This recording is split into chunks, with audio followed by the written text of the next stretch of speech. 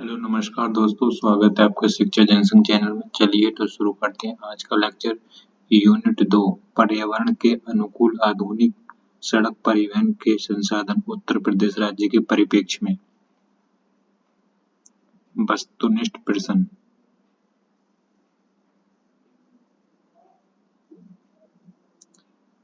Electric vehicle के मुख्य भाग नहीं है।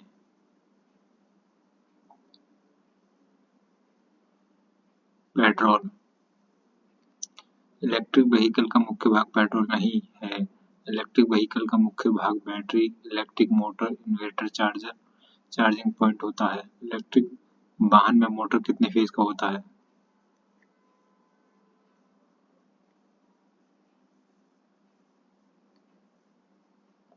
3 फेज का। इलेक्ट्रिक वाहन में मोटर 3 फेज का होता है। ये फेज का मोटर एसी सप्लाई से चलाई जाती है। इस मोटर की स्पीड लगभग 18,000 आरपीएम तक होता है। इलेक्ट्रिक मोटर की क्षमता के अनुसार ही मोटर की गति तय होती है। इलेक्ट्रिक वाहन कितने प्रकार के होते हैं?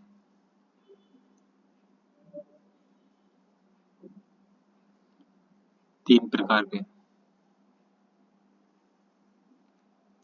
इलेक्ट्रिक वाहन 3 प्रकार के होते हैं। प्लग इन इलेक्ट्रिक वाहन, इलेक्ट्रिक इन हाइब्रिड और hybrid electric. Plug in electric वाहन पूरी तरह बिजली से चलता है। प्लग इन हाइब्रिड वाहन मुख्य रूप से बिजली से चलते हैं, किंतु इनमें एक पारंपरिक इंजन पेट्रोल डीजल से चलने वाला भी होता है। हाइब्रिड इलेक्ट्रिक वाहन मुख्य रूप से पेट्रोल डीजल से चलते हैं, किंतु इनमें एक इलेक्ट्रिक बैटरी भी लगी होती है। इलेक्ट्रिक वाहन कितने प्रकार के होते हैं? 3 प्रकार के। इलेक्ट्रिक वाहन 3 प्रकार के होते हैं। नंबर 1 बैटरी इलेक्ट्रिक वाहन, हाइब्रिड इलेक्ट्रिक वाहन, प्लग इन हाइब्रिड इलेक्ट्रिक वाहन। FEMA योजना किससे संबंधित है? इलेक्ट्रिक वाहन से।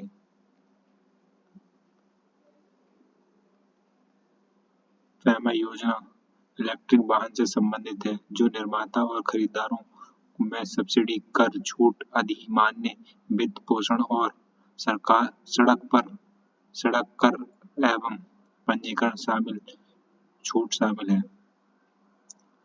National electric mobility mission plan संबंधित है 2020 से वर्ष दर वर्ष इलेक्ट्रिक वाहनों की बिक्री में बढ़ाना। National electric mobility mission plan, जो राजकोषीय प्रोत्साहन प्रदान करके वर्ष 2020 से वर्ष दर वर्ष हाइब्रिड एवं इलेक्ट्रिक वाहनों की 6 से 7 मिलियन बिक्री हासिल करने का लक्ष्य रखता है। परिवर्तनकारी गतिशीलता और बैटरी भंडार पर राष्ट्रीय मिशन क्या है? गीगा स्केल बैटरी नियंत्रण संयंत्रों की स्थापना करना।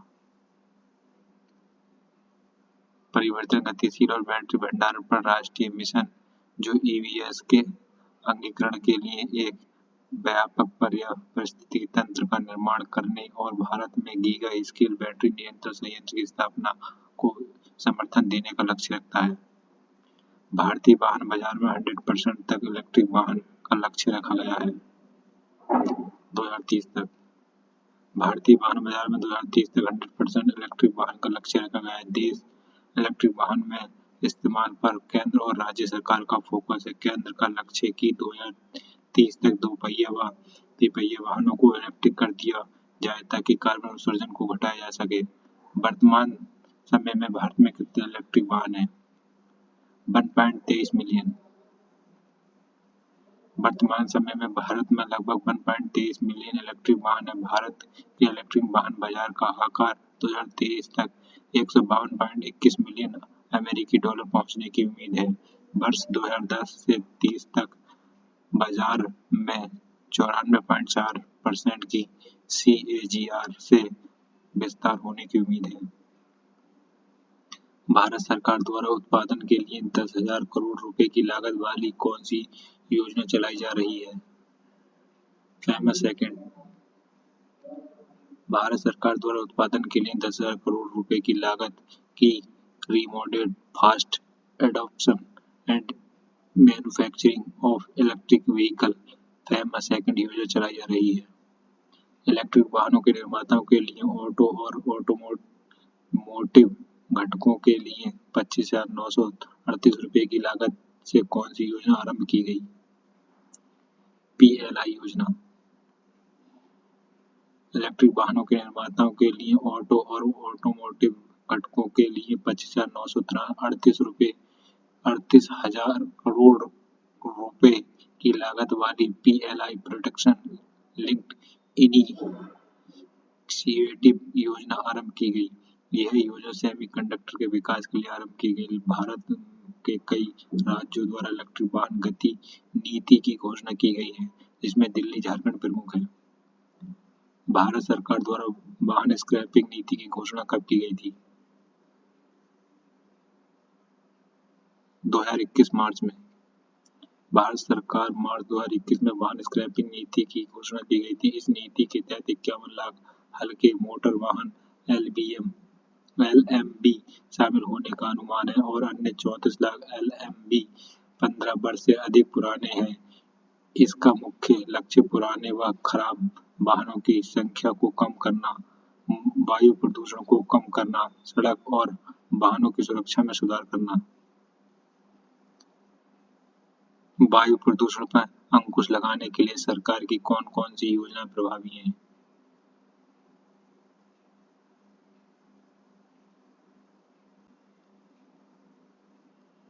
वायु प्रदूषण पर अंकुश लगाने के लिए सरकार की निम्न योजनाएं प्रभावी हैं। गीगा इलेक्ट्रिक अभियान, fame India scheme phase second, राष्ट्रीय इलेक्ट्रिक मोबिलिटी मिशन 2020, जबकि दिल्ली के लिए वाहन नीति 2020 है।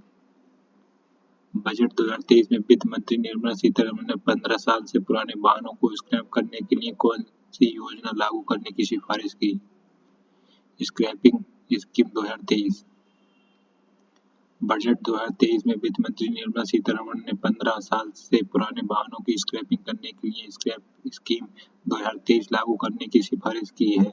खासतौर पर राज्य और केंद्र सरकार के अस्पतालों या अन्य कार्यालयों में इस्तेमाल 15 साल से पुराने एम्बुलेंस या अन्य वाहनों को डिपोजिट करने की योजना है। इसके तहत इलेक्ट्रिक वाहनों को हटाने की कोशिश हो रही है। हालांकि आर्मरी या विशेष कार्यों में इस्तेमाल हो रहे वाहनों को इस नियम से अलग रखा गया है। व्हीकल स्क्रैप पॉलिसी 2023 क्या है? 15 साल से अधिक पुराने वाहनों पर प्रतिबंध। व्हीकल स्क्रैप पॉलिसी 2023 देश में कम कार्बन पदचिह्न प्राप्त करने के लिए अनुपयुक्त और प्रदूषण फैलाने वाले वाहनों को चरणबद्ध तरीके से हटाने के लिए परिस्थिति बनाना है। अप्रैल 2023 से भारी वाणिज्यिक वाहन HCV का फिटनेस परीक्षण केवल स्वचालित परीक्षणों स्टेशनों के माध्यम से किया जाएगा। 15 से 20 वर्ष पुराने वाणिज्यिक वाहन और निजी वाहनों को फिटनेस परीक्षण में विफल होने पर स्क्रैप कर दिया जाएगा। व्यक्तिगत वाहन खरीदारों द्वारा कितने ई-बस क्रय पर सब्सिडी सरकार द्वारा प्रदान की जाती है? 5 ई-बस। व्यक्तिगत वाहन खरीद द्वारा 5 ई-बस क्रय करने पर सरकार द्वारा सब्सिडी प्रदान की जाती है।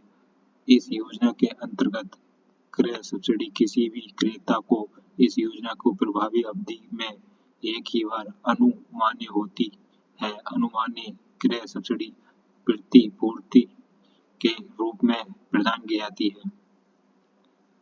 एग्रीगेट्स क्रेताओं को सरकार द्वारा कितने ई-टू व्हीलर पर सब्सिडी प्रदान की जाती है? 10%। एग्रीगेट्स क्रेताओं द्वारा 10-टू व्हीलर पर सब्सिडी प्रदान की जाती है। उत्तर प्रदेश इलेक्ट्रिक वाहन विनिर्माण एवं गतिशीलता नीति 2022 के अंतर्गत इलेक्ट्रिक वाहनों के क्रेताओं द्वारा बिना बैटरी के वाहन क्रय करने पर अनुमान्य क्रय सब्सिडी का कितना प्रतिशत प्रदान किया जाएगा? 50%। उत्तर प्रदेश इलेक्ट्रिक वाहन विनिर्माण एवं गतिशीलता नीति 2022 के अंतर्गत इलेक्ट्रिक वाहनों के क्रेताओं द्वारा बिना बैटरी के वाहन क्रय करने पर अनुमान्य क्रय सब्सिडी का 50% प्रदान किया जाएगा। परिवहन क्षेत्र में कुल उत्सर्जन में CO2 का योगदान कितना है? 15%।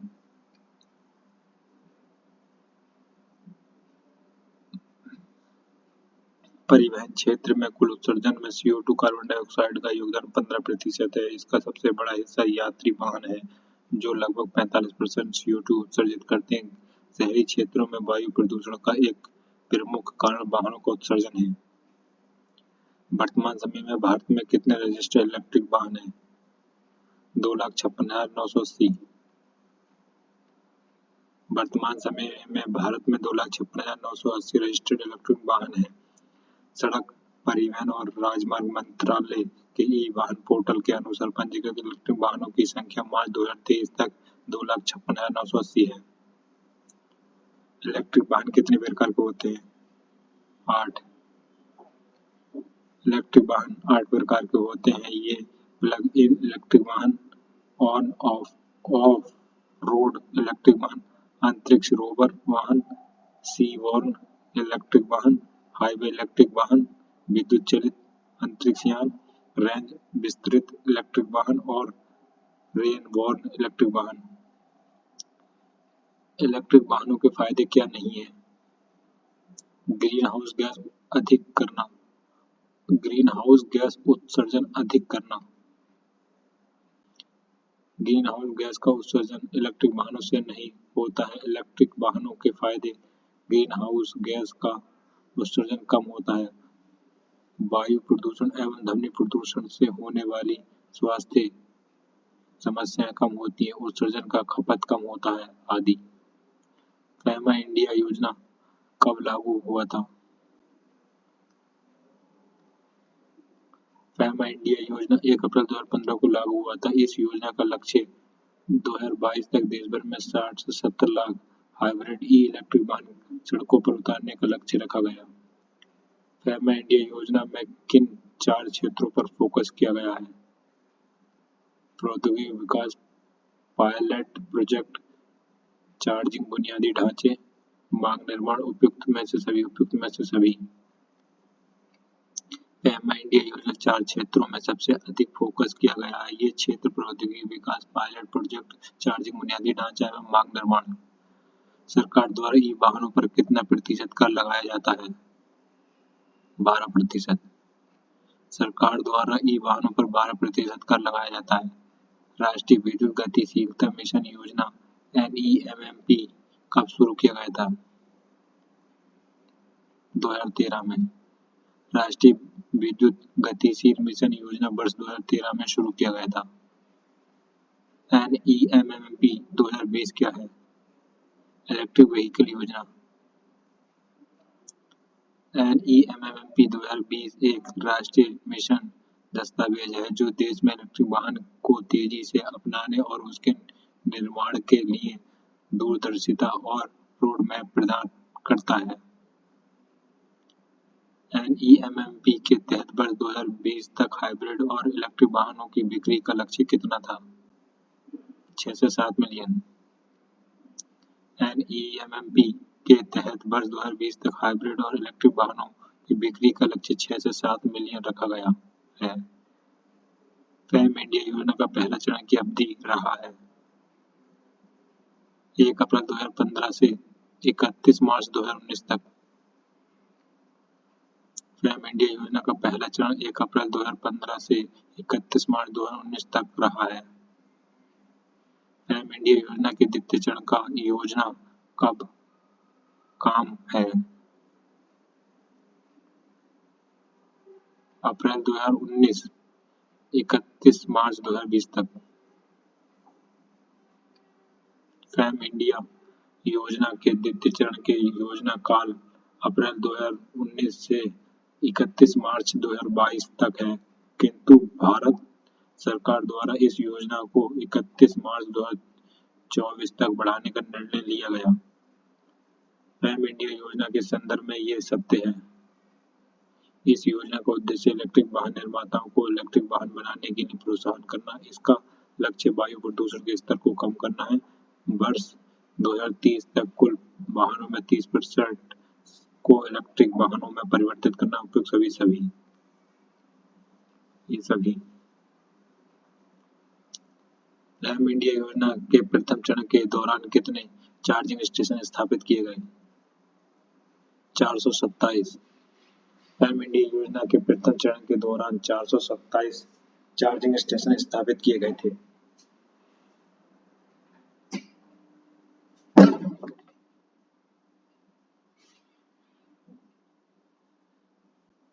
एम इंडिया योजना के द्वितीय चरण में कितनी बजटीय समर्थन मिला है?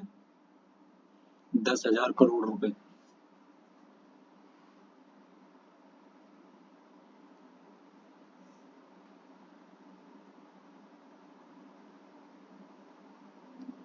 एम इंडिया योजना के द्वितीय चरण में 10,000 करोड़ रुपए का बजटीय समर्थन मिला है। इस चरण में सार्वजनिक परिवहन और साझा परिवहन में विद्युतीकरण पर जोर दिया गया।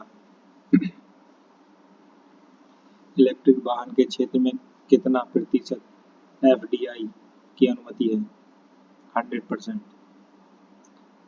ऑटोमोबाइल के क्षेत्र में इलेक्ट्रिक वाहन में स्वचालित क्षेत्र में 100% एफडीआई की अनुमति। इस क्षेत्र को विनिमय में से मुक्त कर दिया गया है।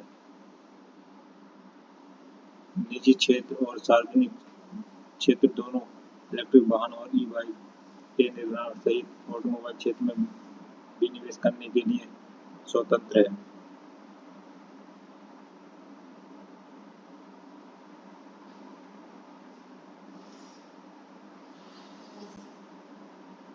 एम इंडिया के तहत किस प्रकार वाहन शामिल हैं? हाइब्रिड वाहन और इलेक्ट्रिक वाहन दोनों।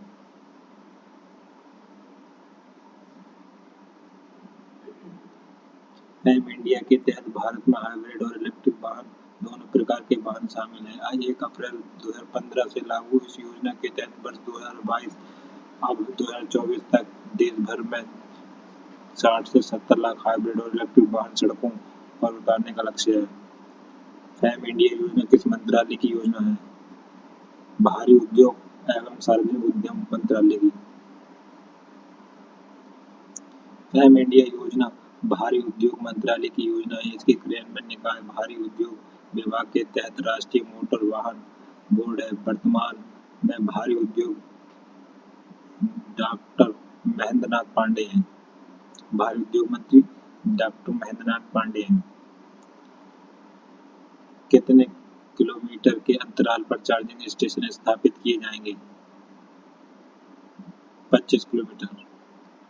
प्रत्येक 25 किलोमीटर के अंतराल पर राजमार्गों पर चार्जिंग स्टेशन स्थापित किए जाने की योजना है। इलेक्ट्रिक वाहनों से लाभ है ग्लोबल वार्मिंग को कम करने में, नाइट्रोजन ऑक्साइड को कम करने में, हानिकारक प्रदूषण को कम करने में। उपयुक्त सभी। इलेक्ट्रिक वाहन हाइड्रोकार्बन इलेक्ट्रिक वाहन कार्बन डाइऑक्साइड, नाइट्रोजन, ऑक्सीजन तथा अन्य हानिकारक प्रदूषण को कम करता है तथा ग्लोबल वार्मिंग को कम करने में सहायता करता है।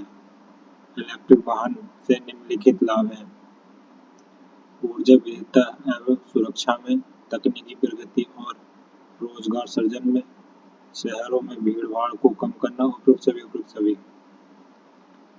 इलेक्ट्रिक वाहन के उपयोग से पर्यावरण को असंतुलित करने से बचाया जा सकता है। ऊर्जा विविधता को सुरक्षित किया जा सकता है। इसके उपयोग से तकनीकी प्रगति और रोजगार को बढ़ावा मिलता है। इलेक्ट्रिक वाहन के सक्षम विद्यमान चुनौतियां हैं उच्च आरंभिक लागत, सीमित चार्जिंग संचरण, रेंज एंजाइटी, सीमित मॉडल विकल्प। उपयुक्त सभी। इलेक्ट्रिक वाहन के सक्षम विद्यमान चुनौतियां उच्च आरंभिक लागत, सीमित चार्जिंग स्टेशन, रेंज एंजाइटी, सीमित मॉडल विकल्प आदि।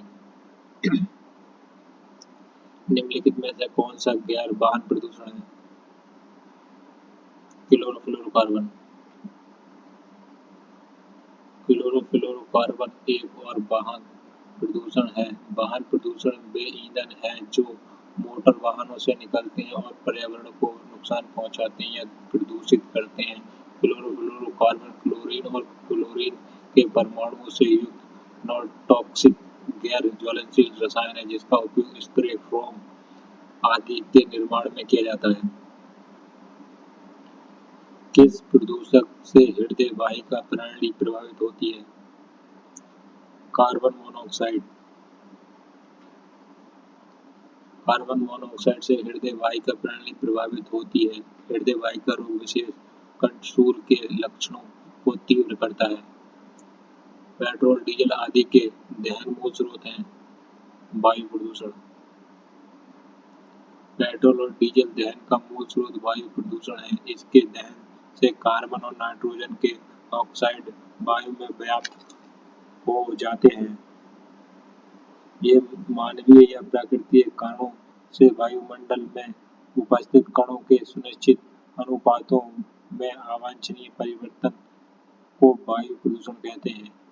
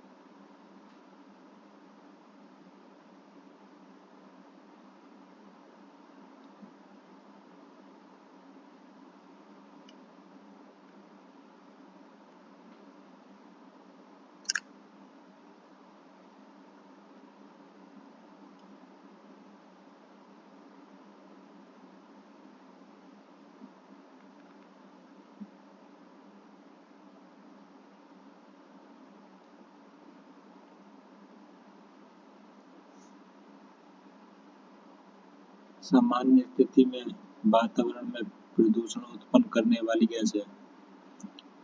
Carbon monoxide. सामान्य स्थितियों में वातावरण में प्रदूषण उत्पन्न करने वाली गैस कार्बन मोनोऑक्साइड है। वातावरण में कार्बन मोनोऑक्साइड उत्सर्जन का 50% ऑटोमोबाइल के कारण होता है। कार्बन मोनोऑक्साइड वायुमंडल में कम समय के लिए रहती है तथा इसका ऑक्सीकरण CO2 में हो जाता है। इस गैस का सर्वाधिक उत्पादन परिवहन क्षेत्र से होता है। वाहनों में पेट्रोल के जलने से निम्न धातु वायु को प्रदूषित करती है। लेड। वाहनों में लेड के जलने से वायु को लेड प्रदूषित करता है। लेड को इंजन में नॉकिंग करने के लिए प्रयुक्त किया जाता है। लेड एक वायु प्रदूषक है जिससे कई गंभीर स्वास्थ्य परिणाम हो सकते हैं। निम्नलिखित वायु प्रदूषकों में से कौन रक्त धारा को दुष्प्रभावित कर उसे मौत उत्पन्न कर सकता है? लेड।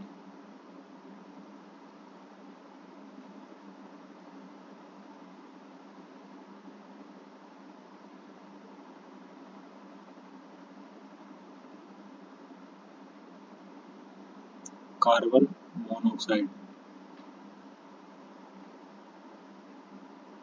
कार्बन मोनोऑक्साइड रक्त धारा को प्रदूषित कर मौत उत्पन्न कर सकता है। कार्बन मोनोऑक्साइड CO2 का मुख्य वायु प्रदूषक है। ये गैस रक्त में उपस्थित हीमोग्लोबिन से जुड़कर कार्बोक्सीहीमोग्लोबिन बनाती है जिसके कारण रक्त की ऑक्सीजन को वहन करने की क्षमता कम हो जाती है।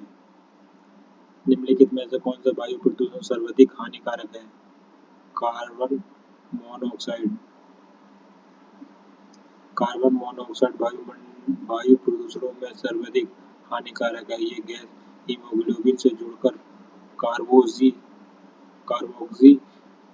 हीमोग्लोबिन बनाती है, जिसके परिणामस्वरूप व्यक्ति की मृत्यु हो जाती है। सीएनजी का मुख्य घटक है CH4।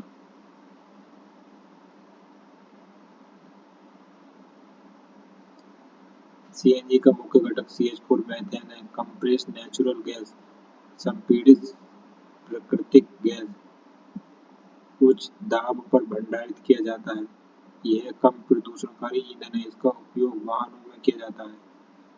निम्नलिखित में से एक द्वितीयक प्रदूषक है सल्फर डाइऑक्साइड।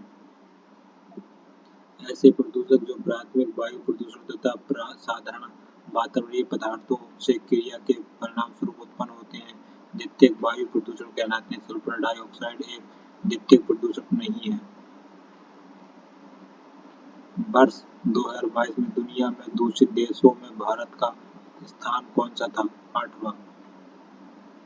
स्विस संस्था IQAir की वर्ल्ड एयर क्वालिटी रिपोर्ट के अनुसार वर्ष 2022 में भारत दुनिया का 8वां सबसे प्रदूषित देश है। वर्ष 2021 में भारत 5वें स्थान पर था।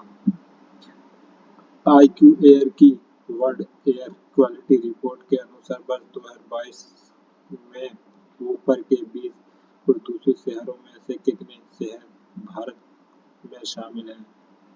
14।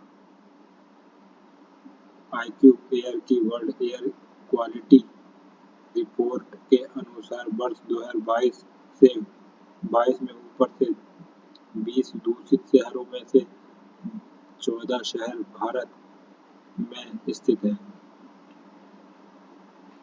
विश्व के प्रदूषित राजधानियों में भारत की राजधानी दिल्ली किस स्थान पर है? दूसरे। विश्व के प्रदूषित राजधानियों में भारत की राजधानी दिल्ली दूसरे स्थान पर है। विश्व का सबसे प्रदूषित देश चाड।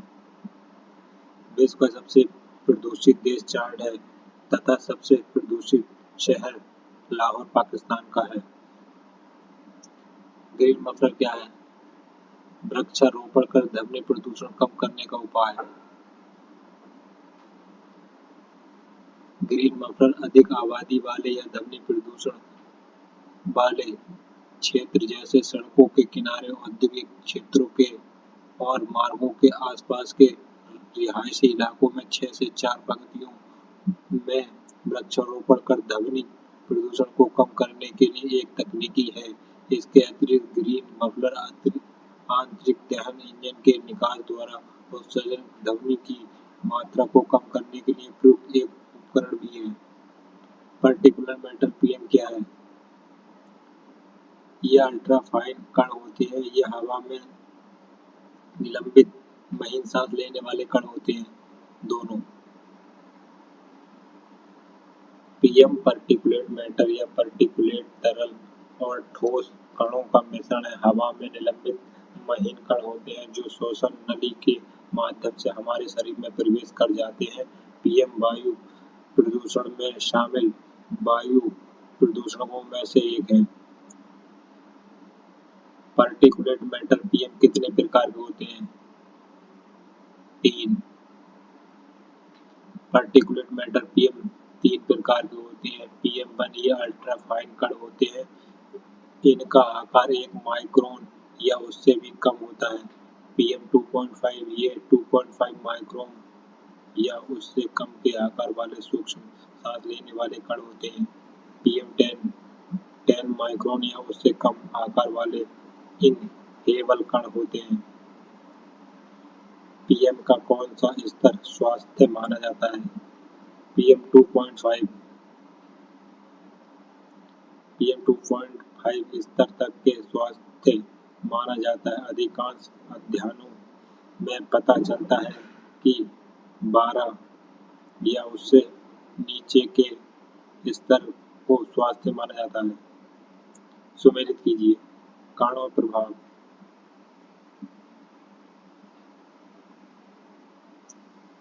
0 से 50 अच्छा, 201 से 300 बीमार, 51 से 100 उदारवादी, 301 से 400 गंभीर। वाहनों के निकास के वाहन प्रदूषण को नियंत्रित करने के लिए निम्नलिखित फिट किया जाता है। साइलेंसर में उत्प्रेरक परिवर्तक।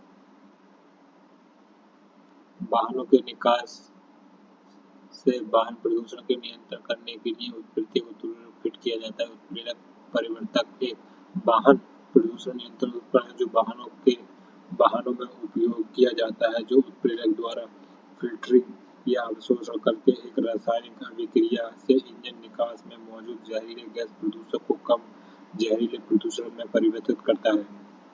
वायु प्रदूषण का कारण नहीं है। विद्युत वाहन। वायु प्रदूषण का कारण विद्युत वाहन नहीं है।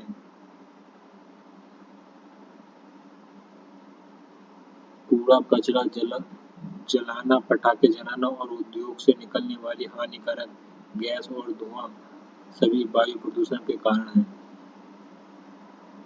निम्नलिखित में से कौन सा वायु प्रदूषण का स्रोत नहीं है? पवन चक्की।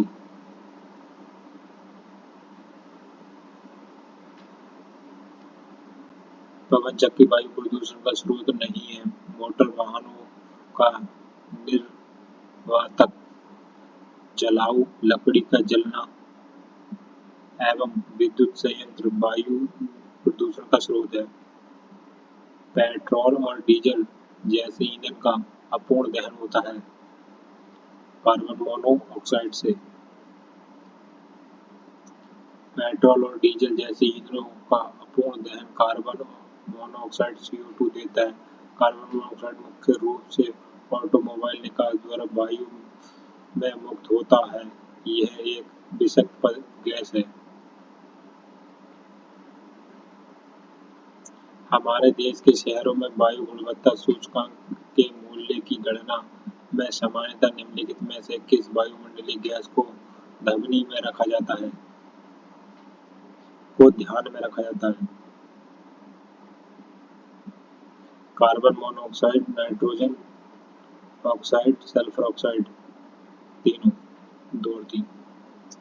हमारे देश के शहरों में वायु गुणवत्ता सूचकांक के मूल्य की गणना के सामान्यतः कार्बन मोनोऑक्साइड, नाइट्रोजन डाइऑक्साइड और सल्फर को ध्यान में रखकर बनाया जाता है। केंद्र सरकार ने किस वर्ष तक राष्ट्रीय स्वच्छ वायु कार्यक्रम NCAP के तहत आने वाले शहरों में कणों की सांद्रता में 40% की कमी का नया लक्ष्य निर्धारित किया है? 2026 तक। केंद्र सरकार ने वर्ष 2026 तक राष्ट्रीय स्वच्छ वायु कार्यक्रम NCAP के तहत आने वाले शहरों के कणों की सांद्रता में 40% की कमी का नया लक्ष्य निर्धारित किया है, जो वर्ष 2024 तक 20 से 30% की कमी के पहल के लक्ष्य को अद्यतन करता है। IIT कानपुर की रिपोर्ट के मुताबिक दिल्ली में कुल प्रदूषण में गाड़ियों से निकलने वाले धुआं की हिस्सेदारी कितनी प्रतिशत है? 36%। IIT कानपुर की रिपोर्ट के मुताबिक दिल्ली में कुल प्रदूषण में गाड़ियों से निकलने वाले धुएं की हिस्सेदारी 36% है। उत्तर प्रदेश की इलेक्ट्रॉनिक व्हीकल पॉलिसी 2018 के मुताबिक कब तक उत्तर प्रदेश में 1000 इलेक्ट्रिक बसों का लक्ष्य रखा गया है? 2030 तक।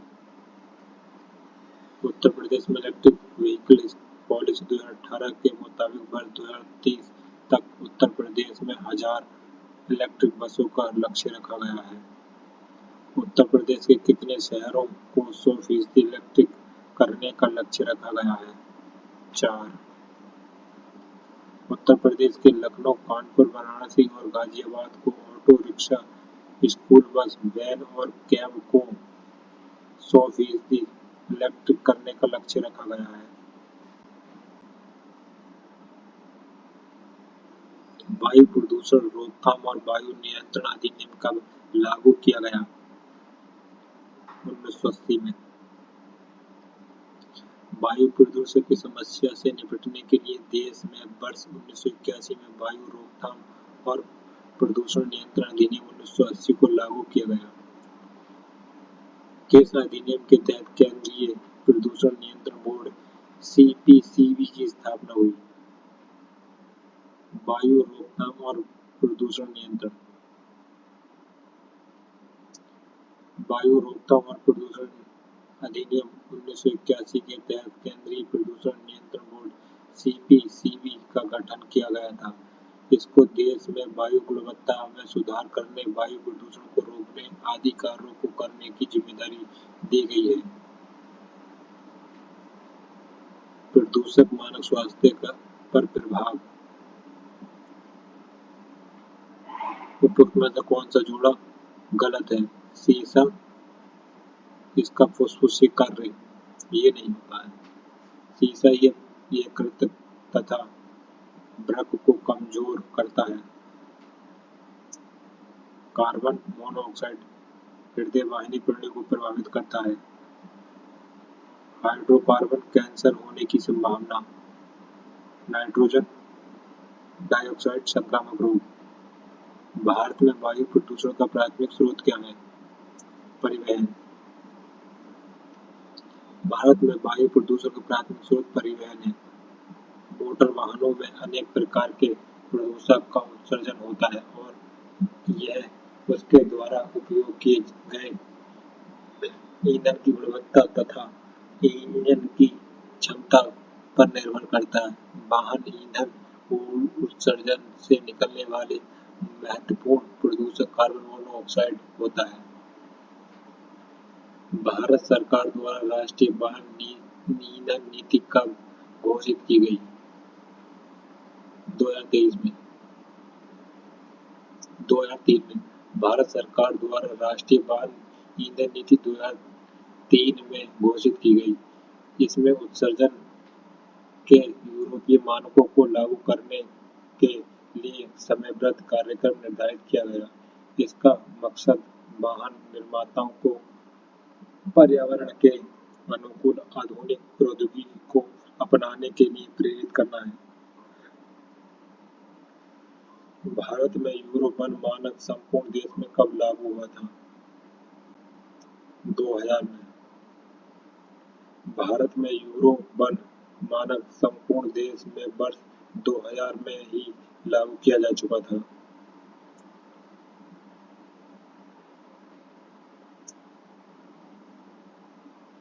सुमेलित कीजिए।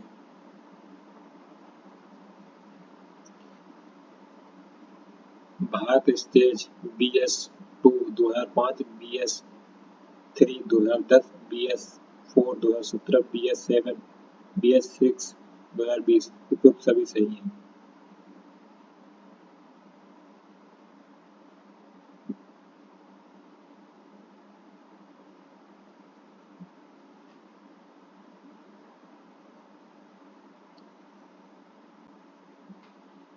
वर्ष 2023 में राष्ट्रीय वाहन नीति के अनुसार भारत सरकार ने भारत स्टेज 2 को 2005 में शुरू किया, भारत स्टेज 3 को 2010 में और भारत स्टेज 4 को 1 अप्रैल 2017 को समूचे भारत में लागू किया गया। भारत ने अब भारत स्टेज 5 के बजाय सीधे भारत 6 ही अप्रैल 2020 से समूचे देश में लागू किया। एथेनॉल मिश्रण E20 ईथेन में गैसोलीन और एथेनॉल के मिश्रण का अनुपात कितना है? 20 से 80। एथेनॉल मिश्रण ईंधन में गैसोलीन और एथेनॉल के मिश्रण का अनुपात 80 और 20 का है। CNG गैस के ईंधन को मंजूरी भारत सरकार ने कब दी? 1989। CNG ईंधन के प्रयोग की मंजूरी भारत सरकार ने वर्ष 1989 में दिया। परिवहन से होने वाले वायु प्रदूषण को कम करने के लिए क्या करना चाहिए? अधिक से अधिक संख्या में वृक्षारोपण करना चाहिए, धुआं उगलने वाले वाहनों की वृद्धि को रोका जाना चाहिए, वायु प्रदूषण नियंत्रण अधिनियम 1981 को प्रभावशाली ढंग से लागू किया जाना चाहिए। उपरोक्त सभी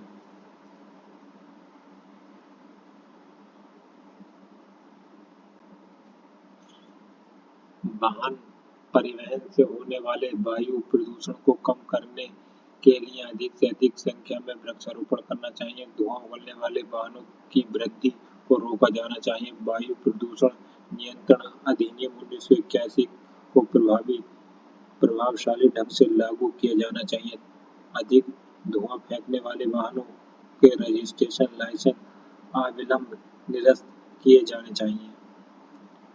वायु प्रदूषण से हमारे स्वास्थ्य पर क्या प्रभाव पड़ता है? वायु प्रदूषण से हमारे स्वास्थ्य पर प्रतिकूल प्रभाव पड़ता है।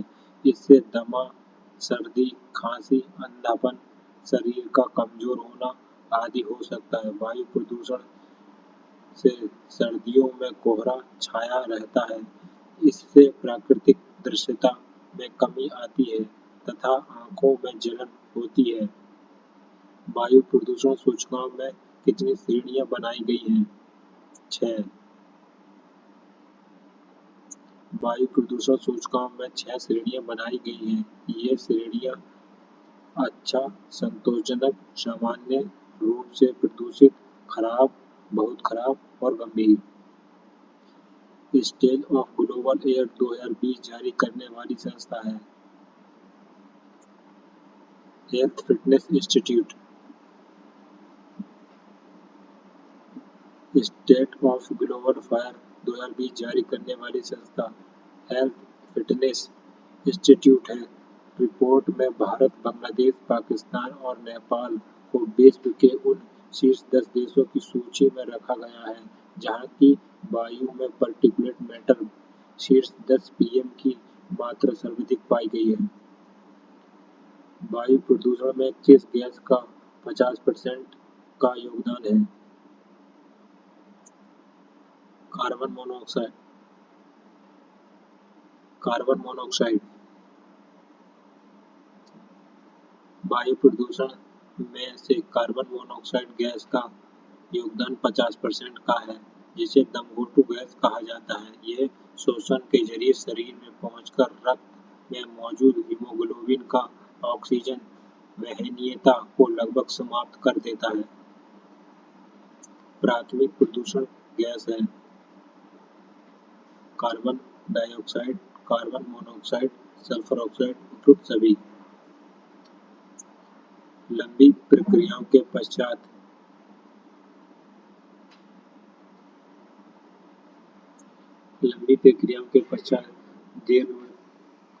दीर्घावधि में वायुमंडल में छोड़े जाने वाले रासायनिक प्रदूषण इस श्रेणी में आते हैं। ये प्रत्यक्ष रूप से उत्सर्जन होते हैं। ये gas carbon dioxide, carbon monoxide, sulphur oxide आदि। द्वितीय प्रदूषण कौन सी गैस है? सल्फ्यूरिक एसिड, नाइट्रिक अम्ल, परऑक्सी एसिटिक नाइट्रेट, उपरोक्त सभी। द्वितीय प्रदूषण सल्फ्यूरिक अम्ल, नाइट्रिक अम्ल, परऑक्सी एसिटिक नाइट्रेट आदि वायुमंडल में दो प्रदूषकों द्वारा अथवा एक ही प्रदूषक के आपस में प्रतिक्रिया परिणामस्वरूप उत्पन्न प्रदूषक इस श्रेणी में आते हैं।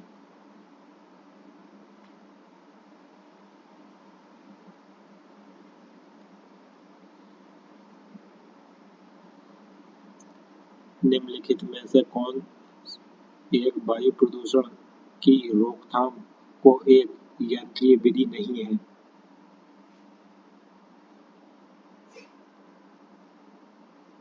साइक्लोन डिवाइडर वायु प्रदूषण की रोकथाम की एक यांत्रिकी विधि बैग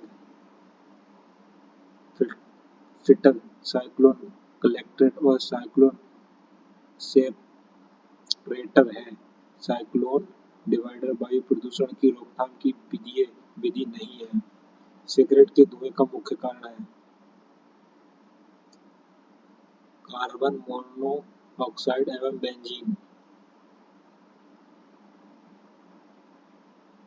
सिगरेट के धुएं में मुख्य प्रदूषण कार्बन मोनोऑक्साइड एवं बेंजीन होता है। सामान्य स्थिति में वातावरण में प्रदूषण उत्पन्न करने वाली गैस है कार्बन मोनोऑक्साइड। सामान्य स्थितियों में वातावरण में प्रदूषण उत्पन्न करने वाली गैस कार्बन मोनोऑक्साइड है। कोयला, पेट्रोल, डीजल आदि का दहन मूल स्रोत है वायु प्रदूषण।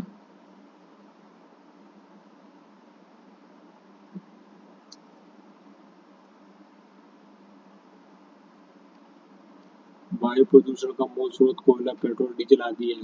वाहनों में पेट्रोल के जलने से निम्न धातु वायु में प्रदूषित करता है लेड। वाहनों में पेट्रोल के जलने से लेड धातु वायु को प्रदूषित करता है। निम्न में से कौन एक वायु प्रदूषण गैस है और जीवाश्म ईंधन के जलन स्वरूप उत्पन्न होती है?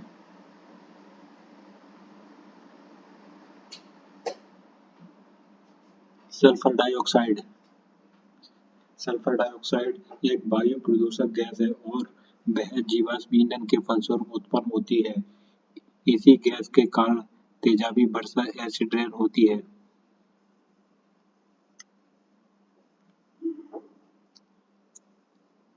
किस वर्ष वायु कानून में संशोधन करके ध्वनि प्रदूषण को भी नागरिक दायर कानून के अंतर्गत लाया गया? 1987। वर्ष 1987 में वायु कानून के संशोधन करके ध्वनि प्रदूषण को भी नागरिकवाद कानून के अंतर्गत लाया गया और उसको वितरण कानून के संरक्षण के लिए प्रभावशाली कानून व नियमों का होना आवश्यक बताया गया।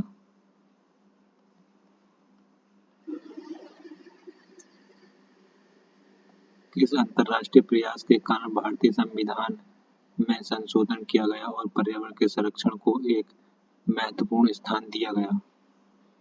स्टॉकहोम सम्मेलन।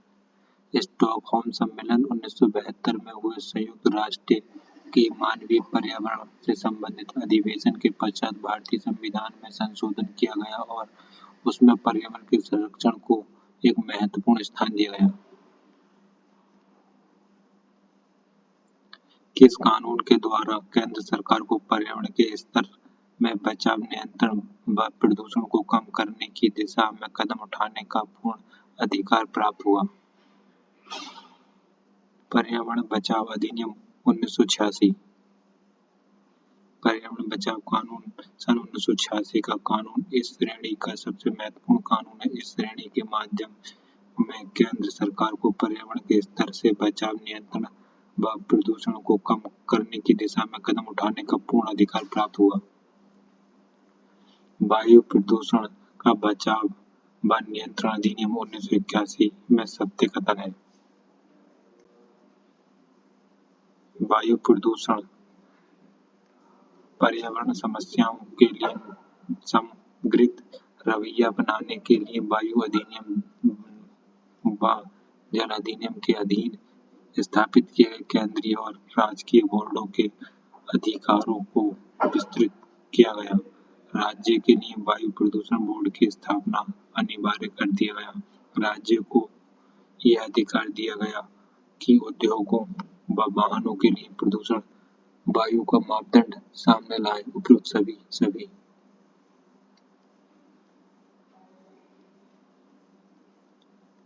निम्नलिखित कथनों पर विचार कीजिए। भारत स्टेज मानक के अनुसार डीजल और पेट्रोल के गंध का नियंत्रण कर क्रमशः 350 से 150 पार्ट्स प्रति मिलियन ppm करना चाहिए।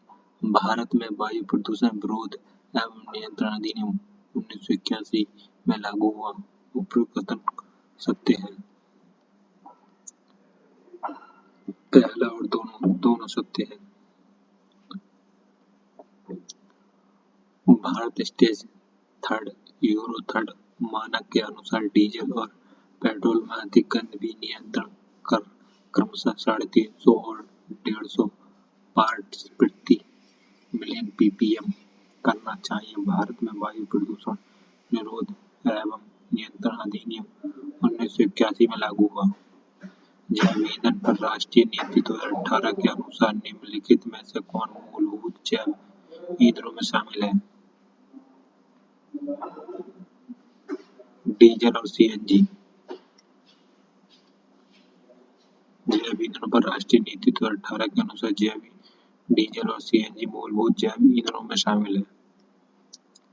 पर्यावरण बचाव अधिनियम कब पारित हुआ था? पर्यावरण बचाव कानून सन 1986 में पारित हुआ था। पर्यावरण बचाव अधिनियम कानून सन 1986 में पारित हुआ था। भोपाल गैस दुर्घटना के पश्चात भारत सरकार ने सन 1986 में पर्यावरण बचाव अधिनियम पारित किया। इस कानून का मुख्य उद्देश्य सन 1972 में राष्ट्रीय कानून मानवीय पर्यावरण के सम्मेलन में किए गए निवारणों को लागू करना था। यह कानून उन सब नियमों की एक प्रकार की छतरी है जिनके तहत केंद्रीय व राज्य के अधिकारों के कार्यों में तालमेल होने पाए। भारतीय संविधान के किस अनुच्छेद में प्राकृतिक पर्यावरण का संरक्षण एवं सुधार भारत के प्रत्येक नागरिक का कर्तव्य बताया गया है? अनुच्छेद 51 का ए। भारतीय संविधान के अनुच्छेद 51 के ए और 51 के ए में प्राकृतिक पर्यावरण का संरक्षण एवं सुधार भारत के प्रत्येक नागरिक का कर्तव्य बताया गया है। किस घटना ने भारत में बहुत से पर्यावरणीय कानून बनाने की प्रेरणा प्रदान की? भोपाल त्रासदी। भोपाल त्रासदी के पश्चात भारत ने सन 1986 में पर्यावरणीय बचाव अधिनियम पारित किया। स्मॉग क्या है? एक प्रकार की बाहरी प्रदूषण है। धुआं, कोहरा, उपरोक्त सभी। स्मॉग एक प्रकार का बाहरी प्रदूषण है। मूल रूप से इस शब्द का प्रयोग धुआं, कोहरा और रासायनिक प्रदूषण कणों के मिश्रण के लिए किया जाता है। ध्वनि प्रदूषण कानून कब पारित किया गया? 2000 में। वर्ष 2000 में भारत सरकार द्वारा ध्वनि नियंत्रण कानून पारित किया गया। इस कानून के माध्यम से ध्वनि मानकों को निर्धारित करने का प्रयास किया गया। स्रोत और आवाज। Motorcycle 88 decibel, diesel truck 100 decibel, jet विमान 130 डेसिबल, सामान्य बातचीत 60 डेसिबल। जाड़ों की ऋतु में दिल्ली में वायु प्रदूषण उच्च स्तर का रहता है। ठीक है। कारण मोटर गाड़ियों में वाहन प्रक्रिया जाड़ों में बढ़ जाती है।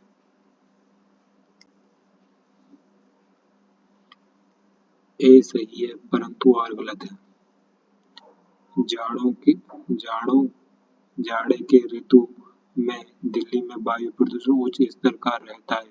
कारण यह है कि ठंडी वायु भारी होती है जिसके कारण ऊपर उठ नहीं पाती है तथा धरातल से कुछ ऊंचाई पर धूल, गैस आदि की एक परत बन जाती है। अतः कथन ए सही है किंतु कारण आर गलत है। राष्ट्रीय स्वच्छ वायु कार्यक्रम केंद्र सरकार द्वारा किस वर्ष आरंभ किया गया? 2019 में। राष्ट्रीय स्वच्छ वायु कार्यक्रम एनसीएपी केंद्र सरकार द्वारा वर्ष 2019 में प्रारंभ किया गया। इसका मुख्य उद्देश्य व्यापक रूप से वायु प्रदूषण की समस्या से निपटना है।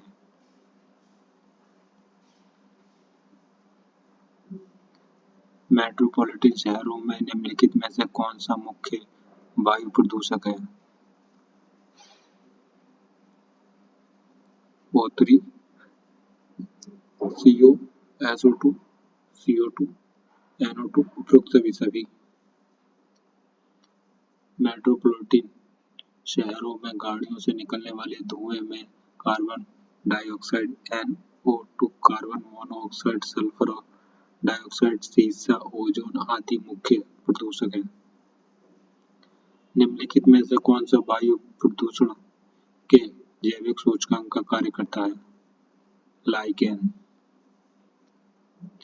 लाइकेन वायु प्रदूषण के जैविक सूचकांक का कार्य करता है क्योंकि ये बड़े संवेदनशील होते हैं। ये ग्रामीण क्षेत्र में कहीं भी खाली जगह पर उग जाते हैं किंतु प्रदूषण वाले क्षेत्र में नहीं पाए जाते हैं। डेसिबल मूल्य ध्वनि अनुभव सत्य-कूट है।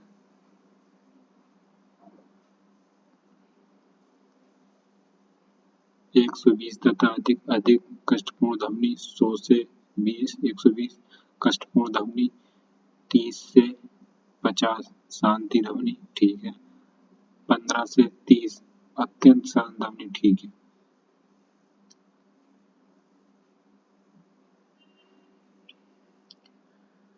WHO ने सुरक्षा की दृष्टि कितने ध्वनि को मानक ध्वनि स्वीकार किया है? 55 से 45। WHO ने सुरक्षा की दृष्टि से दिन में 55 डेसिबल ध्वनि तथा रात्रि में 45 डेसिबल ध्वनि का मानक स्वीकृत किया है, जबकि महानगरों में 90 से 100 डेसिबल पाई जाती है। मनुष्य के कान कितने हर्ट्ज तक ध्वनि सुनने की क्षमता रखते हैं? 20 से 20,000 हर्ट्ज। मनुष्य का कान 20 हर्ट्ज से 20,000 हर्ट्ज तक सुन सकते हैं। इसे मनुष्य का श्रव्य परास कहते हैं। ध्वनि की तीव्रता को मापने के लिए डेसिबल इकाई निर्धारित की गई है। डेसिबल मानक सूचकांक शून्य से प्रारंभ होता है। विश्व स्वास्थ्य संगठन ने शहरों में ध्वनि को उच्चतर का स्तर 45 डेसिबल निर्धारित किया है। पर्यावरण और वन मंत्रालय कब अस्तित्व में आया? 1985 में।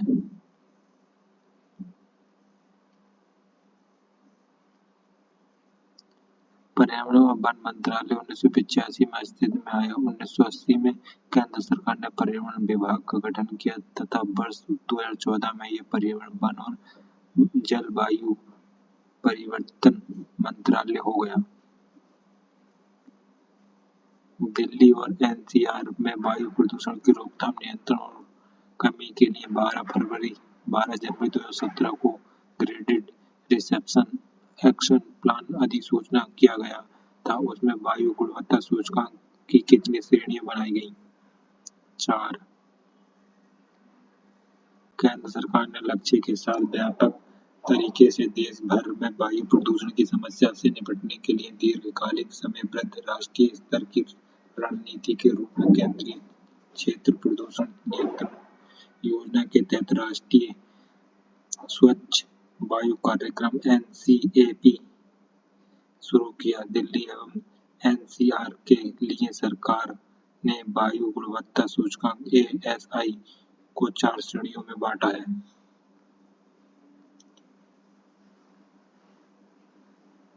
केंद्र सरकार द्वारा वायु गुणवत्ता सूचकांक में बांटे गए 4 श्रेणियों के अंतर्गत कौन सी श्रेणी नहीं है? माध्यम से खराब, बहुत खराब, गंभीर, गंभीर प्लस या आपातकालीन, उपरोक्त सभी, उपरोक्त सभी।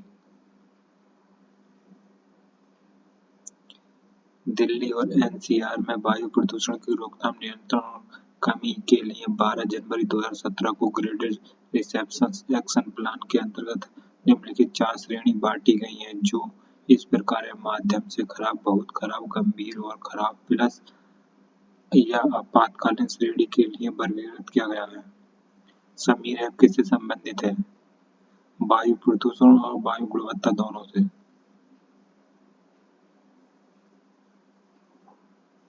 समीर ऐप वायु प्रदूषण गतिविधियों के खिलाफ शिकायत दर्ज करने के प्रावधान के साथ वायु गुणवत्ता की जानकारी जनता के लिए उपलब्ध कराना है। वायु प्रदूषण वायु गुणवत्ता सूचना संग्रहण और प्रभाव एवं केंद्रीय स्थान से किया जाता है।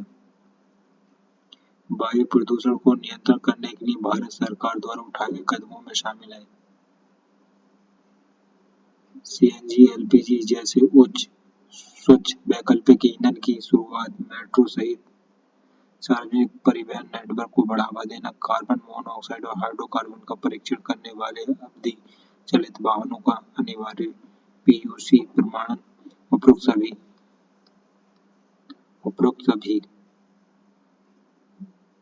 वायु प्रदूषण को नियंत्रण करने के लिए भारत सरकार द्वारा उठाए गए कदमों का में शामिल है सीएनजी, एलपीजी जैसे स्वच्छ वैकल्पिक ईंधन की शुरुआत, मेट्रो सहित सार्वजनिक परिवहन नेटवर्क को बढ़ावा, अनिवार्य पीयूसी अवधि चालित वाहनों का प्रमाणीकरण जो कार्बन मोनोऑक्साइड और हाइड्रोकार्बन का परीक्षण करते हैं। वाहनों के लिए ईंधन के रूप में पेट्रोल के बजाय का उपयोग वायु प्रदूषण को कमी कर सकता है। सीएनजी वाहन के लिए ईंधन के रूप में पेट्रोल के बजाय सीएनजी का उपयोग वायु प्रदूषण को कम कर सकता है। इसकी पहचान पर्यावरण अनुकूल के रूप में हुआ है। परिवहन वाहनों के लिए ईंधन के रूप में पेट्रोल की तुलना में सीएनजी को प्राथमिकता दी जाती है क्योंकि ये कम प्रदूषणकारी है।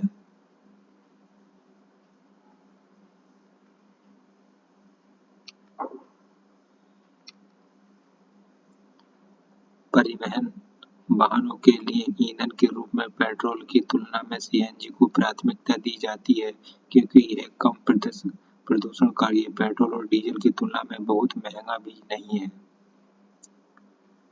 राष्ट्रीय ग्रीन हाइड्रोजन मिशन में कैबिनेट ने कब मंजूरी दी? जनवरी 2023। राष्ट्रीय ग्रीन हाइड्रोजन मिशन की कैबिनेट ने 4 जनवरी 2023 को मंजूरी प्रदान की। इस ग्रीन प्रोजेक्ट की प्रारंभिक राशि 19,744 करोड़ रुपए है। इस योजना का उद्देश्य भारत में ऊर्जा के क्षेत्र में आत्मनिर्भर बनने और अर्थव्यवस्थाओं सहयोग करने वाले प्रमुख क्षेत्रों में कार्बन उत्सर्जन कम करना है।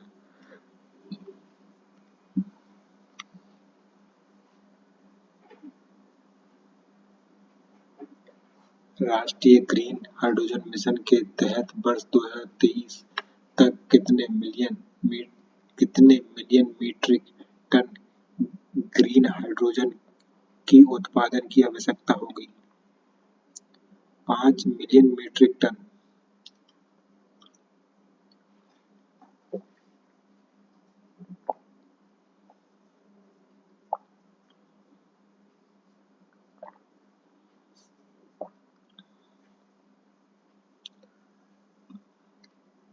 राष्ट्रीय ग्रीन हाइड्रोजन मिशन के तहत वर्ष 2030 तक 5 million metric ton green hydrogen की आवश्यकता है।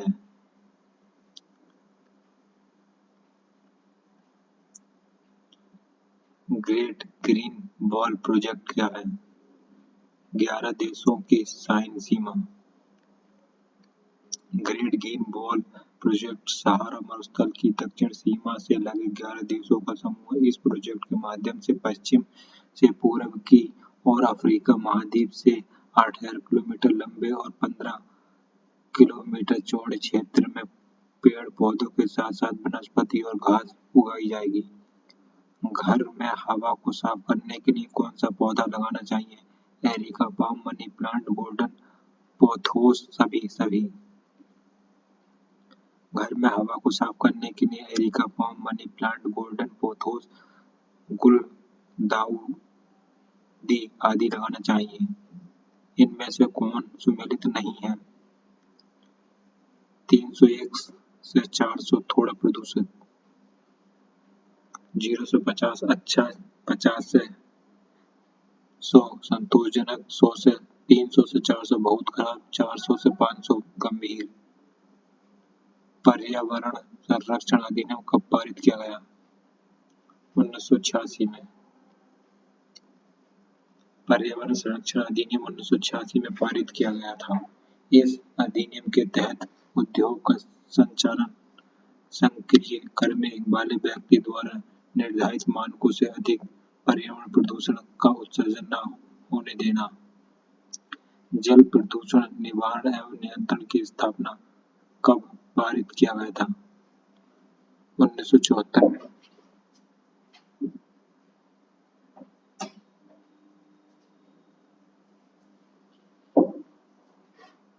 जल प्रदूषण नियंत्रण एवं निवारण एवं नियंत्रण अधिनियम 1974 में पारित किया गया।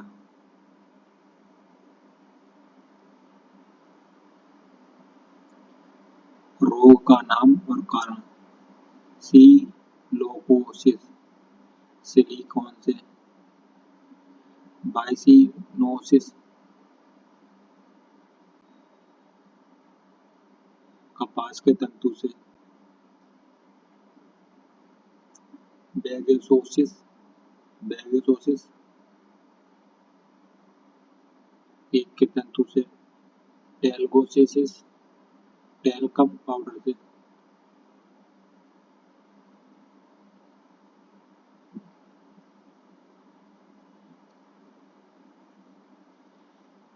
वायु प्रदूषण से कौन सा रोग नहीं होता है? Blood cancer. वायु प्रदूषण प्रदूषण से नहीं होता है। ब्लड कैंसर वायु प्रदूषण से नहीं होता है। अन्य अस्थमा, लंग कैंसर और सीओपीडी वायु प्रदूषण के कारण होता है। निम्नलिखित में से कौन सा कारक बेंजीन प्रदूषण उत्पन्न करते हैं? स्वचालित वाहन, निष्कासित पदार्थ, तंबाकू का धुआं, लकड़ी का जलना, रोगन किए गए लकड़ी के फर्नीचर का उपयोग, उपयुक्त सभी। स्वचालित वाहन द्वारा निष्कासित पदार्थ वायु, तंबाकू का धुआं, लकड़ी का जलना, रोगन किए गए फर्नीचर आदि बेंजीन प्रदूषण उत्पन्न करते हैं। पर्यावरण कानून और वर्ष। कौन सा गलत है इसमें? जल प्रदूषण 1974 में आया था, ना कि 79 में। यही गलत है।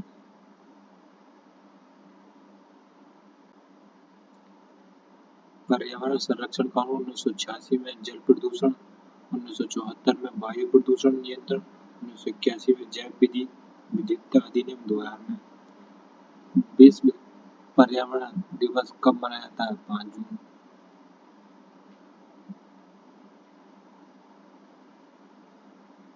विश्व पर्यावरण दिवस 5 जून को मनाया जाता है। इस दिवस को मनाने का मुख्य उद्देश्य दुनिया भर के लोगों में पर्यावरण के प्रति जागरूकता फैलाना है। विश्व पर्यावरण दिवस पहली बार 1972 में संयुक्त राष्ट्र संघ द्वारा मनाया गया था। सतत विकास अवधारणा किसकी देन है? ब्रेटलैंड आयोग की। ब्रेटलैंड आयोग सतत विकास की अवधारणा ब्रेटलैंड आयोग की देन है। बिश्नोई आंदोलन इनमें से किसके विरुद्ध शुरू हुआ? पेड़ों की कटाई। बिश्नोई आंदोलन पेड़ों की कटाई के विरुद्ध शुरू किया गया था। नवीन स्क्रैप पॉलिसी के तहत कितने साल पुरानी कार का उपयोग नहीं किया जा सकता? 20 साल। नवीन स्क्रैप पॉलिसी 2023 के अनुसार 20 साल पुरानी कार का उपयोग नहीं किया जा सकता। नवीन स्क्रैप पॉलिसी के तहत नई कार खरीदने पर कितने प्रतिशत छूट मिलेगा? 25%। नवीन स्क्रैप पॉलिसी के तहत नई कार खरीदने पर रोड टैक्स में 3 साल के लिए 25% तक छूट मिलेगा। नवीन स्क्रैप पॉलिसी के तहत कमर्शियल वाहन खरीदने पर कितने प्रतिशत तक छूट दिया जा सकता है? 15%। नवीन स्क्रैप पॉलिसी के तहत कमर्शियल वाहन खरीदने पर 15% तक छूट दिया जा सकता है। डीजल वाहनों के लिए नवीन स्क्रैप पॉलिसी 2023 के तहत कितने सालों के बाद हटाया जा सकता है? 10 साल के बाद। नवीन स्क्रैप पॉलिसी 2023 के तहत 10 वर्ष पुराने डीजल वाहनों को कबाड़ घोषित किया जाएगा। वाहन स्क्रैप नीति की घोषणा पहली बार कब किया गया था? 2020 और 2023। वाहन स्क्रैप नीति की घोषणा पहली बार केंद्रीय बजट 21-22 में किया गया था। वाहन स्क्रैप नीति 2023 कब से लागू हुआ है? 1 अप्रैल 2023 में। वाहन स्क्रैप नीति 2023 1 अप्रैल 2023 को लागू हुआ है। वाहन फिटनेस वाहन स्क्रैप नीति 2023 के अनुसार वाहन फिटनेस परीक्षण के नियम कब घोषित किए गए? 21 अक्टूबर 2021 में। वाहन स्क्रैप नीति 2021 के अनुसार वाहन फिटनेस परीक्षण का नियम 21 अक्टूबर 2021 को घोषित किया गया। वाहन स्क्रैप पॉलिसी 2023 का उद्देश्य क्या है? अनफिटनेस वाहन का पता लगाना, रिसाइकिल करना, वाहनों से पर्यावरण में होने वाला प्रदूषण समाप्त करना, उपयुक्त सभी। नई स्क्रैप पॉलिसी का मुख्य उद्देश्य अनफिटनेस वाहनों का पता लगाना और उन्हें सही तरीके से रिसाइकिल करना है। स्क्रैप पॉलिसी का अंतिम उद्देश्य ऐसे वाहनों से पर्यावरण में होने वाला प्रदूषण समाप्त करना है। वाहन स्क्रैप पॉलिसी 2023 के फायदे। पुराने वाहन स्क्रैप कर दिए जाने से नए वाहनों की मांग बढ़ेगी। नए वाहन पुराने वाहनों से ज्यादा सुरक्षित होंगे। अनफिट वाहनों को स्क्रैप करने से हवा में शुद्धता की मात्रा बढ़ेगी। उपयुक्त सभी। वाहन स्क्रैप पॉलिसी 2023 के अंतर्गत पुराने वाहन स्क्रैप कर दिए जाने से वाहनों की मांग बढ़ेगी। नए वाहन पुराने वाहनों से ज्यादा सुरक्षित होंगे। अनफिट वाहनों को स्क्रैप करने से हवा में शुद्धता की मात्रा बढ़ेगी। अगर डिपॉजिट सर्टिफिकेट दिया जाए तो वाहन निर्माताओं को नए वाहन की खरीद पर कितने प्रतिशत की छूट दी जाती है? 5%। अगर डिपॉजिट सर्टिफिकेट दिया जाए तो वाहन निर्माताओं को नए वाहन की खरीद पर 5% की छूट देने की सलाह दी गई है। पुराने वाहन को खरीदने के नुकसान क्या हैं? 15 वर्ष पुराने वाहन को खरीदना महंगा साबित होगा। ठीक है। राज्य सरकार रोड टैक्स के साथ साथ ग्रीन टैक्स भी लगाएंगी। वाहन मालिक को ग्रीन टैक्स चुकाना होगा। उपयुक्त सभी।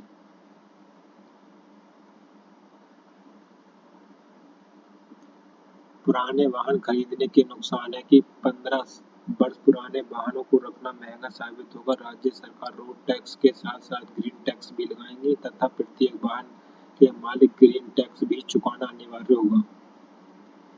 उत्तर प्रदेश की नई ओल्ड व्हीकल स्क्रैप पॉलिसी के तहत 15 साल पुराने वाहनों को स्क्रैप करने का सरकार द्वारा कितना छूट दी जाती है? 50%। उत्तर प्रदेश की नई ओल्ड व्हीकल स्क्रैपिंग पॉलिसी के तहत 15 साल पुराने वाहनों को स्क्रैप करने पर उत्तर प्रदेश सरकार द्वारा 50% की छूट दी जाती है। उत्तर प्रदेश सरकार द्वारा नई ओल्ड व्हीकल स्क्रैपिंग पॉलिसी के तहत 20 साल पुराने वाहनों पर कितना प्रतिशत कर सरकार द्वारा छूट दिया जाता है? 75%। उत्तर प्रदेश सरकार द्वारा नए ओल्ड व्हीकल स्क्रैपिंग पॉलिसी के तहत 20 साल पुराने वाहनों पर 75% तक सरकार द्वारा छूट दी जाती है। उत्तर प्रदेश की नई ओल्ड व्हीकल स्क्रैपिंग पॉलिसी के तहत केंद्र सरकार द्वारा सहायता रूप में कितना धन उपलब्ध कराया जा रहा है? 300 करोड़ रुपए। उत्तर प्रदेश की नई ओल्ड व्हीकल स्क्रैप पॉलिसी के तहत केंद्र सरकार द्वारा सहायता रूप में 300 करोड़ रुपए उपलब्ध कराया जा रहा है। स्क्रैप पॉलिसी लागू करने वाला देश का पहला राज्य उत्तर प्रदेश। स्क्रैप पॉलिसी लागू करने वाला देश का पहला राज्य उत्तर प्रदेश है। नई स्क्रैप पॉलिसी उत्तर प्रदेश में कब लागू की गई? 1 अप्रैल 2023। नई स्क्रैप पॉलिसी उत्तर प्रदेश में 1 अप्रैल 2023 से लागू की गई। इस नई स्क्रैप पॉलिसी के अंतर्गत स्क्रैप सर्टिफिकेट कितने वर्ष के लिए मान्य होगा? 2 वर्ष के लिए। नई स्क्रैप पॉलिसी के अंतर्गत स्क्रैप सर्टिफिकेट 2 वर्ष के तक मान्य होगा। इसके अतिरिक्त नए वाहन खरीदते समय एक्स शोरूम प्राइस पर 5% तक डिस्काउंट मिलेगा। राज्य की किस योजना के तहत कितने माइलस्टोन हासिल करना होगा? 2। राज्य की इस योजना के तहत प्रोत्साहन अनुदान के पात्र बनने के लिए माइलस्टोन 1 और माइलस्टोन 2 हासिल करना अनिवार्य है। प्रत्येक माइलस्टोन प्राप्त करने के बाद ministry of road transport and highway राज्य सरकार को कितना रुपए भुगतान करेगा? 300 करोड़ रुपए। प्रत्येक माइलस्टोन को प्राप्त करने के बाद ministry of road transport and highway राज्य सरकार को 300 करोड़ रुपए का भुगतान करेगा। जब लोग पुरानी गाड़ी स्क्रैप करेंगे और नई गाड़ियां खरीदेंगे तो सरकार को कितना जीएसटी आएगा? 40,000 करोड़ रुपए।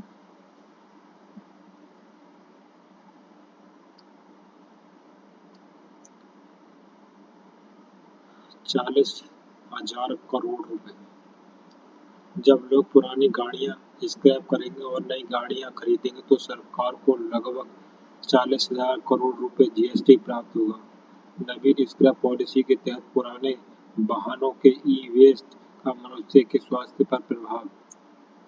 तंत्रिका तंत्र संबंधी रोग, जेनेटिक व्याधि, श्वसन संबंधी व्याधि, उपरोक्त सभी। नवीन स्क्रैप पॉलिसी के अंतर्गत कटिंग के पश्चात ई कचरे में सीसा, पारा, कैडमियम, लिथियम, बेरियम आदि जैसे जैव विषाक्त पदार्थ से विभिन्न प्रकार की बीमारियां होती हैं। निम्नलिखित में से कौन सा तत्व ई कचरे ई वेस्ट का कारण है? लेड, कैडमियम, बेरियम, सभी। ई कचरे में लेड, कैडमियम, बेरिलियम आदि जैव घटक तत्व ई कचरे में शामिल होता है।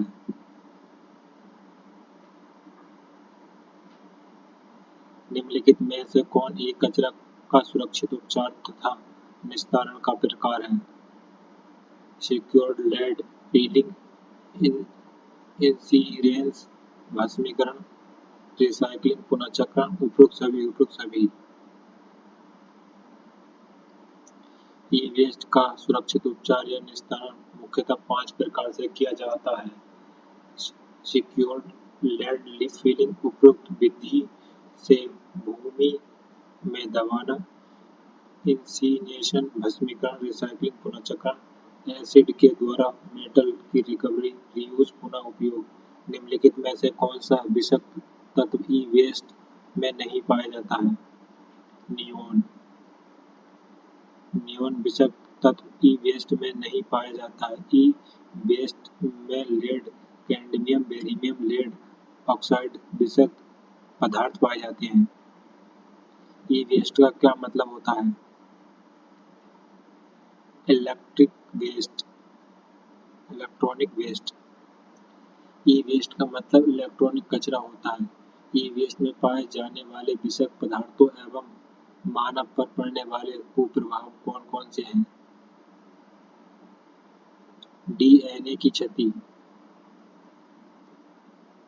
ई वेस्ट में पाए जाने वाले विषाक्त पदार्थों एवं मानव पर पड़ने वाले कुप्रभाव, फेफड़ों का कैंसर, डीएनए की क्षति, ब्रेन ट्यूमर, ये सभी।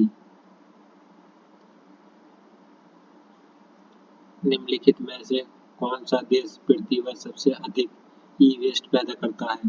चीन। विश्व में लगभग 200 से 500 लाख मीट्रिक टन ई वेस्ट जनहित होता है, जिसमें सर्वाधिक योगदान चीन का है। डीजल इंजन में कौन विषाक्त ऊर्जा उत्सर्जित होती है? धुआं गैस, वाष्पकण, नाइट्रोजन, उपरोक्त सभी। डीजल इंजन में से निकला धुआं गैस वाष्पकणों, तल, एल्जाइल और पदार्थों का मिश्रण होता है। इसमें कार्बन मोनोऑक्साइड, नाइट्रोजन के ऑक्साइड, एल्डिहाइड, सल्फर ऑक्साइड आदि। निम्नलिखित देशों में से सर्वाधिक ब्लैक कार्बन उत्सर्जन करने वाला देश? भूटान। दिए गए देशों में ब्लैक कार्बन उत्सर्जन करने वाला देश भारत है। भारत। ब्लैक कार्बन का माप किस उपकरण के सहायता से की जाती है? एथेलोमीटर। ब्लैक कार्बन का माप एथेलोमीटर की सहायता से की जाती है। एथेलोमीटर एक ऐसा उपकरण है जो हवा में घुले हुए ब्लैक कार्बन के कणों को एक फिल्टर के माध्यम से गुजार कर ऑप्टिकल फाइबर पद्धति का प्रयोग करते हैं। सर्वाधिक SO2 उत्सर्जन करने वाला देश मैक्सिको। सर्वाधिक SO2 उत्सर्जन करने वाला देश मैक्सिको है। मैक्सिको 897 किलो टन वर्ष, ईरान 820 किलो टन प्रति वर्ष, रूस 683 किलो टन प्रति वर्ष, भारत 568 किलो टन प्रति वर्ष, चीन 778 किलो प्रति वर्ष। ध्वनि प्रदूषण कितनी डेसिबल ध्वनि से होता है? 80 से 90 डेसिबल। ध्वनि प्रदूषण 80 से 90 डेसिबल ध्वनि से होता है। स्वचालित वाहनों से निकलने वाली गैसों के प्रकाश रासायनिक परिवर्तन द्वारा प्रदूषण उत्पन्न होते हैं। O3 एवं पेन। स्वचालित वाहनों से निकलने वाले गैसों के प्रकाश रासायनिक परिवर्तन द्वारा O3 एवं पेन प्रदूषण उत्पन्न होते हैं।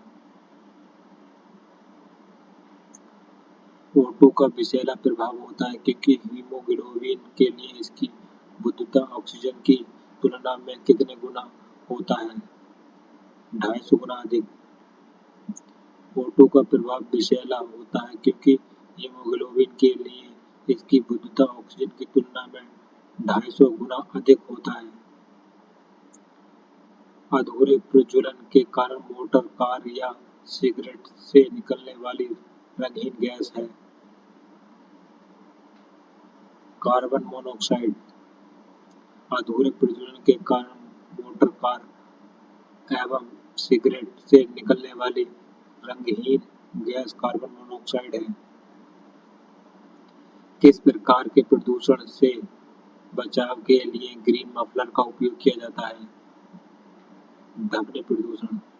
ध्वनि या शोर प्रकार के प्रदूषण से बचाव के लिए ग्रीन मफलर का उपयोग किया जाता है। किस प्रकार के इंजन सबसे कम प्रदूषण उत्पन्न करता है?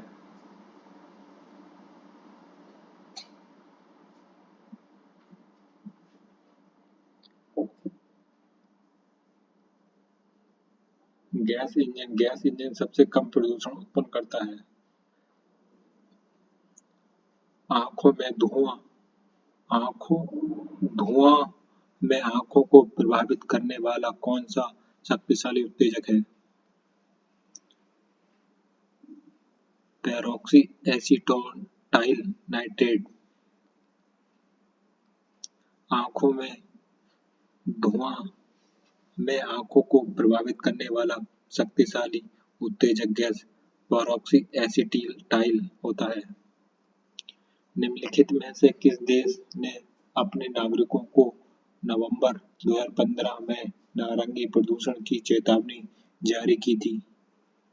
चीन ने। चीन ने अपने नागरिकों को नवंबर 2015 में नागरिक प्रदूषण की चेतावनी जारी की थी। ध्वनि मॉनिटरिंग कहाँ नहीं लगाया गए हैं? प्रयागराज। प्रयागराज में ध्वनि मॉनिटरिंग टर्मिनल नहीं लगाए गए हैं। बेंगलुरु, चेन्नई, दिल्ली, हैदराबाद, कोलकाता, लखनऊ और मुंबई में ध्वनि मॉनिटरिंग लगाए गए हैं। परिवेश ध्वनि निगरानी तंत्र की शुरुआत कब हुई? 2011 में। परिवेशी ध्वनि निगरानी तंत्र की शुरुआत मार्च 2011 में हुई थी। इसके अंतर्गत प्रथम चरण में 7 नगरों में, द्वितीय चरण में 7 नगरों में, अन्य 35 नगरीय क्षेत्रों तथा तृतीय चरण में 18 नगरों में इसमें शामिल किए गए। परिवेशी ध्वनि निगरानी तंत्र उत्तर प्रदेश के किस शहर में लगाया गया है? कानपुर। परिवेशी ध्वनि निगरानी तंत्र उत्तर प्रदेश के कानपुर नगर में लगाया गया है। अंतर्राष्ट्रीय स्तर पर प्रदूषण को नियंत्रण करने के लिए कब प्राप्त किया गया? 1970 में। अंतर्राष्ट्रीय स्तर पर प्रदूषण को नियंत्रण करने के लिए 1970 में प्रयास किया गया। पर्यावरण संबंधी म्यूनिख विश्व सम्मेलन कब आयोजित किया गया?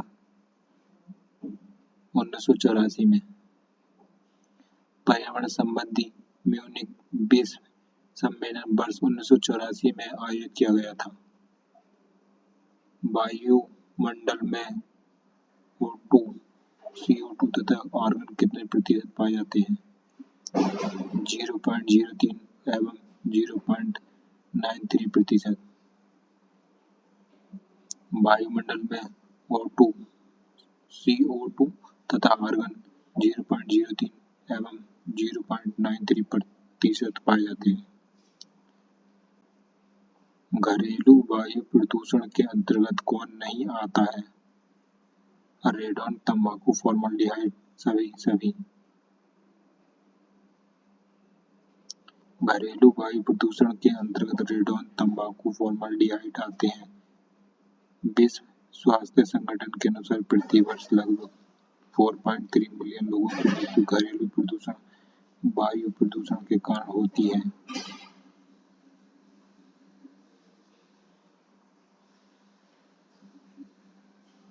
BS6 भारत में संपूर्ण रूप से कब लागू किया गया?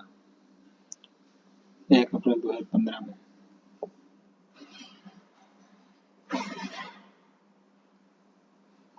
BS6 मानक भारत में संपूर्ण रूप से 1 अप्रैल 2020 में लागू हुआ। हरित डीजल में सल्फर की कितनी प्रतिशत मात्रा पाई जाती है? 0.001%। हरित डीजल में सल्फर की मात्रा 0.001% पाई जाती है। हरित डीजल किस यूरो मानक का डीजल है? यूरो 4। हरित डीजल यूरो 4 मानक का डीजल है। बेंजीन के कारण किस रोग की संभावना है? Blood cancer.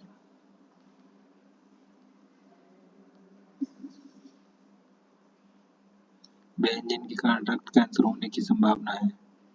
दिल्ली के सरकार द्वारा ऑड इवन नियम कब लागू किया गया? 2015। दिल्ली के सरकार द्वारा ऑड इवन नियम वर्ष 2015 में लागू किया गया। शीशे रहित पेट्रोल पहली बार भारत के 4 महानगरों में कब शुरू किया गया?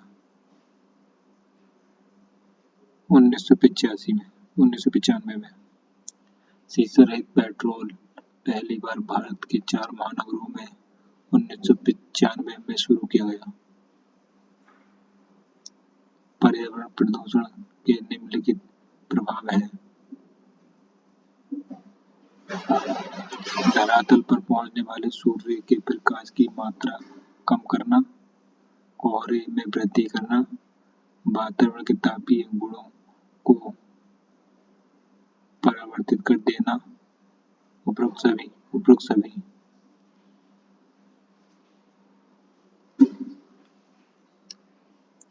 पर्यावरण प्रदूषण से धरातल पर पहुंचने वाले सूर्य के प्रकाश की मात्रा को कम कर देता है, कोहरे में वृद्धि होती है, वातावरण में तापीय गुणों को परिवर्तन कर देता है, अतः